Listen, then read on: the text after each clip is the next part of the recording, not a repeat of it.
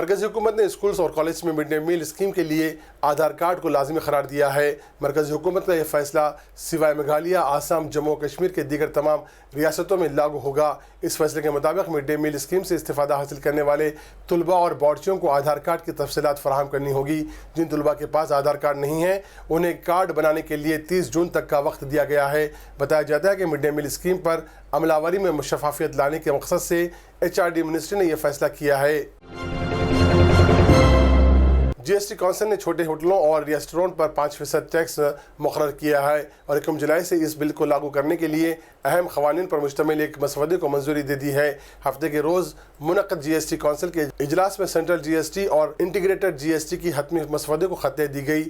GST council کا اگلا اجلاس 16 مارچ کو منعقد ہوگا، جس میں اس بل کے ریاستی GST قوانین اور مرکزی زیر انتظام علاقوں کے GST قوانین پر اتفاق رائے قائم کرنے کی کوشش کی جائے گی۔ تمام قوانین کو منظوری دینے کے بعد اس بل کو ملک بھر میں 1 جولائی سے لاگو کر دیا جائے گا۔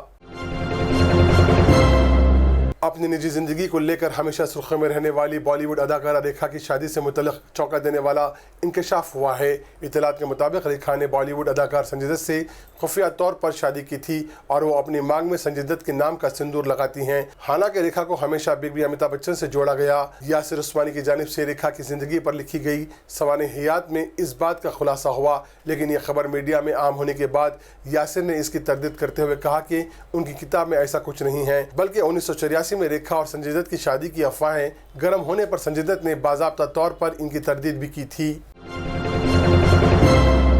ترکی صدر رجب طیب اردوغان نے جرمن روزنامے دی ویلٹ کے زیر حراست صحافی کو جاسوس قرار دیا۔ ترکی صدر نے اپنے ایک بیان میں کہا کہ یوچیل جرمنی کے لیے جاسوسی کرتے ہیں اور وہ ان کے کردستان ورکرز پارٹی یعنی PKK کے ساتھ روابط بھی رکھتے ہیں۔ جرمن وزارت خارجہ نے اردوغان کے الزامات کو مرتد کر دیا۔ تقریباً 2 ہفتے پہلے دی ویلٹ کے نامہ نگار پوچیل کی استنبول میں گرفتاری کے بعد سے دونوں ممالک کے درمیان باہمی تعلقات میں تناؤ پایا جاتا ہے۔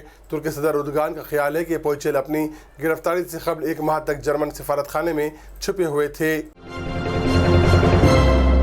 خادم الحرمین شریفین شاہ سلمان بن عبدالعزیز ال سعود کی تاریخی دورے ایشیا کے دوران وہاں کی حکومتوں اور عوام نے معزز مہمان کا جس والہانہ محبت سے استقبال کیا، اسی محبت کے جذبات کے تحت شاہ سلمان کو ان کے ساتھ آنے والے دوسرے مہمانوں کو الوداع بھی کیا۔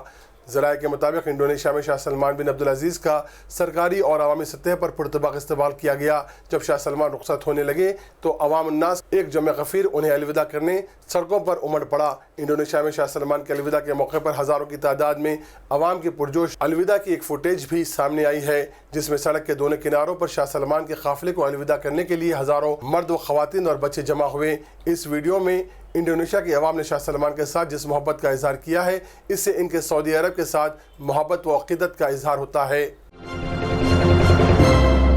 امریکی صدر ڈونلڈ ٹرمپ نے اپنے پیشرو باراک اوباما پر الزام لگایا ہے کہ انہوں نے سال 2016 کے انتخابات سے پہلے نیو یارک کے ٹرمپ ٹاور میں واقع ان کے دفتر کے ٹیلی فون کالز کا خفیہ طور پر نگرانی کی۔ ٹویٹر پر کی گئی ٹویٹس کے ذریعے ٹرمپ نے مبینہ فون ریکارڈنگ کو واٹر گیٹ اسکینڈل سے جوڑا، جس کے نتیجے میں اس وقت کے صدر رچرڈ نکسن کو 1974 میں استعفیٰ دینا پڑا تھا۔ ٹرمپ نے نگرانی کی کوئی ثبوت نہیں دیا، جبکہ صدر اوباما کے ترجمان نے کہا ہے کہ یہ الزامات سراسر جھوٹے ہیں۔ ٹویٹر پر ہی نیشنل سیکورٹی ایجنسی کے سابقہ تجزیہ کار اور کاؤنٹر انٹیلیجنس آفیسر جان شلٹرز نے کہا کہ صدر کے الزامات شاید 1978 کے فارن انٹیلیجنس سرویلنس قانون سے متعلق ہوں، جو خارجہ ممالک اور ان کے جاسوسوں کی خفیہ نگرانی اور معلومات حاصل کرنے کی اجازت دیتا ہے۔ امریکہ میں ایک جانب جہاں نئی امریکی صدر ڈونلڈ ٹرمپ کی بڑے پیمانے پر مخالفت کی جا رہی ہے، وہیں امریکہ کے مختلف شہروں میں ٹرمپ کی مقبولیت بھی بڑھنے لگی ہے۔ نارتھ کیرولینا میں ٹرمپ کی حامیوں نے ایک ریلی نکالی، جس میں ٹرمپ کی حمایت میں پرزور نعرے لگائے گئے۔ یہ تھی آج کی کچھ اہم خبریں۔ نیشنل نیوز آف انڈیا کے اس خبر نامے کا مشاہدہ کرنے کے لیے ہمارے واٹس ایپ نمبر 7997070544 کو اپنے واٹس ایپ گروپ میں شامل کریں اور عبدالحمید شوکت کو دیں اجازت۔